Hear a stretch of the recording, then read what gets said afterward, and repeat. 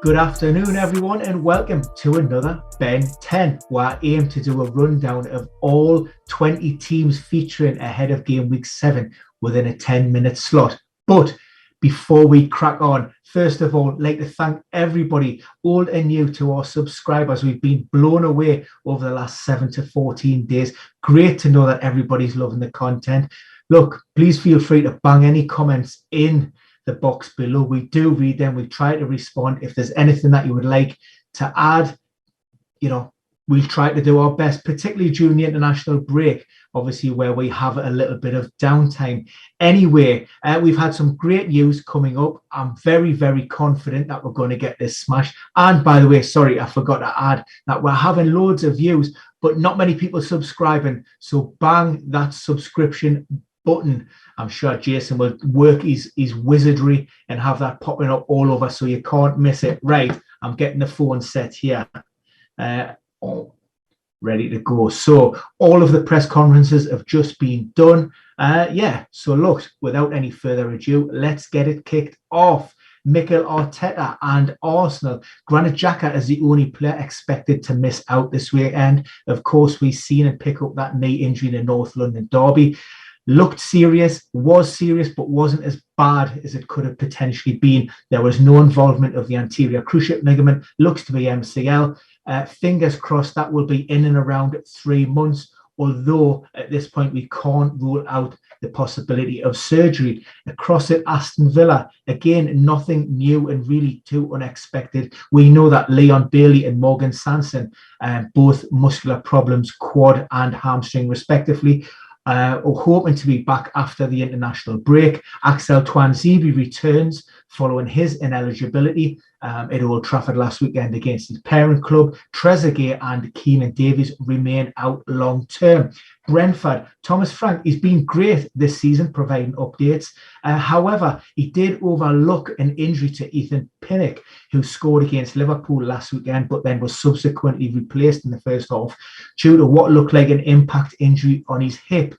Thankfully, not thankfully, but what we do know is he has been called up to the Jamaican squad for their World Cup qualifiers. So that suggests that the problem isn't too serious. However, the caveat, listen to an update on Reece James, which will come up soon about that possibility. Mad Sorensen and Joshua Da Silva, they're long term. They may not be playing again this year. At Brighton, Adam Webster, hamstring out until after the break. There are also question marks over Yis Basuma, who missed out against Crystal Palace.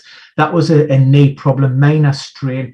There's a good chance that he could be back in the squad. But we know that Stephen Elzate, ankle, forced off at Selhurst, and also Danny Welbeck, hamstring, forced off at Selhurst Park, out. He's meeting with a specialist to try and get a good handle of what's actually happening with him.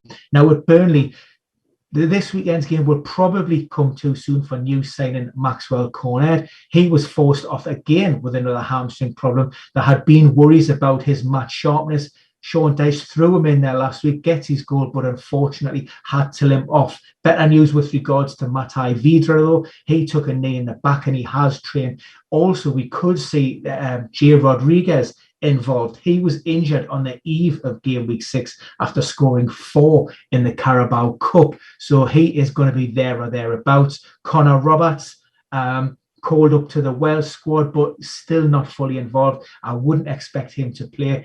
He's been sidelined since the Euros. And also Dale Stevens is out long term. Kevin Long building fitness with the under-23s. Now, this is news from Chelsea and Thomas Tuchel. We heard Gareth Southgate speak on Thursday, and he included Reece James and Mason Mount in the England squad.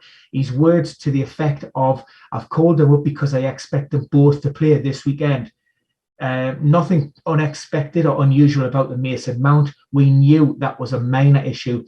Quite surprising, though, with regards to Reece James. We've talked about this a lot, of a mid to high ankle sprain, with potentially could keep him out for weeks. So that news came as a bit of a shock. However, it also came as a bit of a shock to Thomas Tuchel as well. His word again along the effect of, well, if he's being called up to the England squad, I hope it's for the polo team, because he's actually rehabbing and recovering in the pool at the moment. So there's literally no chance of that. Potentially and hopefully a return in game week 8. Christian Pulisic hasn't recovered as hoped. Again, he's been omitted from the US men's national team. Initial timeline was 10 to 12 days. We're now looking at post 3 weeks. And by the time that he could come back, we're maybe looking at 5 to 6. And N'Golo Kante is currently self-isolating after testing positive for COVID. Patrick Vieira, Ezebiezi Eze and Nathan Ferguson are the only 2 absentees, both ruptured Achilles. We know they're long-term. It could be later this year or early 2022. Rafa Benitez and Everton. Of course, they've got a big game in the early kickoff against Manchester United, and it was hoped that 1 or 2 of their big stars could return for the party. However, I'm going to pour cold water on that straight away. Dominic Calvert-Lewin, Seamus Coleman, Richarlison, all ruled out of that game. Also, Andre Gomez. Alex Iwobi faces a late fitness test to what Rafa describes as a little problem. Now, there was no mention of Jordan Pickford. He was a surprise returner in game week 6, which unfortunately for me forced Begovic out of the team, but he has been struggling with a shoulder issue. Now, he was complaining in that last game of that problem still affecting him late on, and he hasn't been seen on the training pitches. So whether he's being managed or whether he's being out, and it's a lot of smoke and mirrors, we don't know.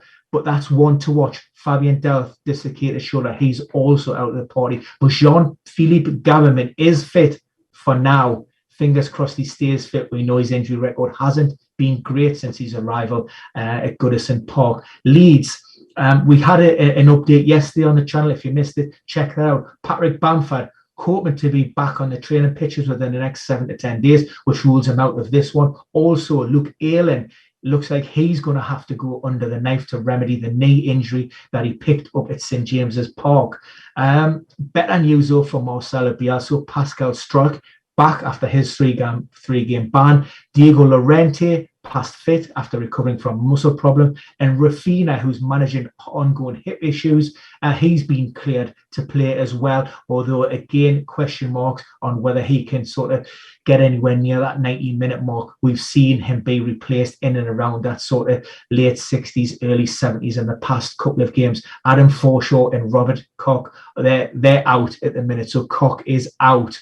Leicester, Johnny Evans managed game week to game week. We know that it's a painful foot condition, plantar fasciitis, so Brendan Rodgers can't pin anything down on an exact timeline. It could be late decisions throughout the season for Johnny.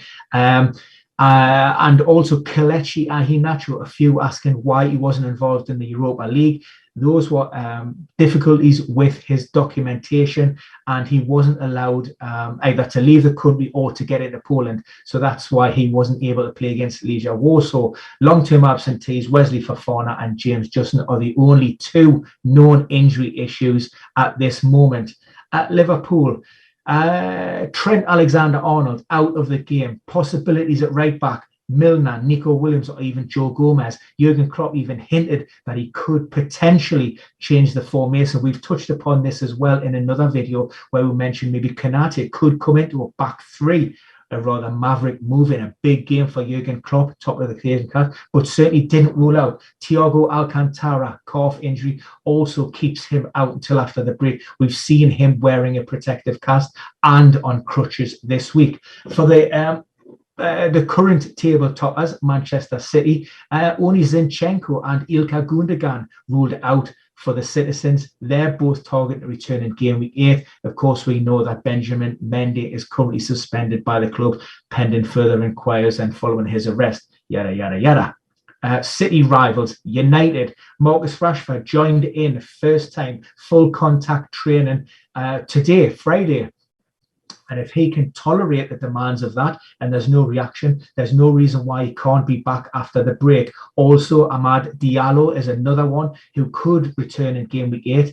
Question marks with regards to maybe Harry Maguire, calf strain. We know it's going to be at least 2 weeks, so it's touch and go for that one. And also, Luke Shaw is a slight doubt. heading into the early kickoff against Everton. He came off last weekend with what was described as illness, but he's also been managing an ongoing shoulder problem. I think that goes back to the Euros with England. So that isn't a massive issue to me. He's feeling much better with his illness, so therefore I'm fairly confident, although the performance of Telles midweek, may go somewhere to help Ollie make that decision. At Newcastle, John Joe Shelvey, Callum Wilson, Martin Dubravka, Jamal Lascelles, they're all in and around the training pitches to varying degrees, but none will be ready for the game at Molineux.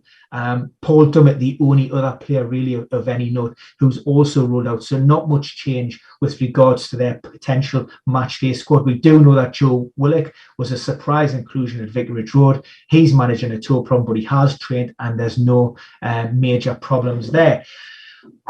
Daniel Farke and the Canaries, Norwich, Christoph Zimmerman, Todd Canwell, Planchetta, they're all out of the game. Billy Gilmore missed training on Wednesday due to a foot problem, and he faces a late fitness test. Matthias Norman, who's made a big impact since he joined the club, struggling with a little bit fatigue-related cramp. He's past fit, no problems there. And also great news with regards to Sam Byron. Hasn't featured for the Canaries since he was last in the Premier League, around about 595 days. If I remember that correctly, having surgery on his hamstring. He has been with the group this week, so those signs are encouraging, although I wouldn't expect anything imminent in the very near future with regards to a return. For the Saints, Stuart Armstrong called up to the Scotland squad and has been involved in full training. However, Ralph Hasenhüttl wouldn't be pinned down on whether the midfielder would be involved, but in essence, he is fit and could be called upon. Similarly, Theo Walcott, he trained ahead of game week 6 and he'll be in a much better place. Jack Stevens, we're looking at maybe 2 to 3 months with him. Will Smallbone, coming off the back of a long-term knee injury, won't be risked. The other one of note is Armando Borja, and he's ineligible to face his parent club, Tottenham. We're waiting to hear if any picked up any problems after their Europa Conference game. It didn't look it on the face of it, so that would mean that Ryan Sessegnon and Stephen Burgoyne were the only 2 absentees. For Watford, Daniel Bachmann, knee, and Tom Cleverley, concussion, have both been cleared, but Peter Atibu, I think he's on loan from Stoke, he's going to miss a large portion of the season, potentially up to 5 months after rupturing his quad muscle late on against Newcastle weekend, so he will require surgery for that. West Ham, big talking point and lots of questions with regards to Vladimir Coufal. This comes from the incident involving Nemanja Matic, I think was in the Carabao Cup, in knee to the nether regions. He did feature in the league, that was absolutely fine, but he was rested as a precaution in the Europa League against Rapid Vienna on Thursday night. David Moyes is fairly confident that Coufal will be available, and he also didn't rule out Ryan Fredericks, who suffered a minor groin strain as well. He said neither injury is very serious. Wolverhampton Wanderers, what do we know? Ait Nouri cleared his concussion protocol, so he is available and could come into the squad if needed. Semedo, what was fatigue-related cramp last weekend, so there are no issues with regards to that. The Wolves medical team did provide an update on 3 long-term absentees this week. We also had a video, so check it out. Pedro Neto seeing a specialist this month. Johnny Castro progressing really well, hoping to be back in early 2022. Bad news with regards to Yerson Mosquera, second hamstring injury for the young Colombian centre-back. He will need to go under the knife as well, scheduled for surgery in London to address a hamstring issue that could be up to 5 months for him. Quick look, 12 minutes. I've absolutely blown it again, but smashed it out the park. I hope you like these videos. Please give us a like, bang in the comments. And look, we will be back with more great content over the international break, so make sure you press that subscribe button now, and also keep tuned in for Saturday morning's pre-deadline live Q&A. So until then, and for now, it's bye-bye.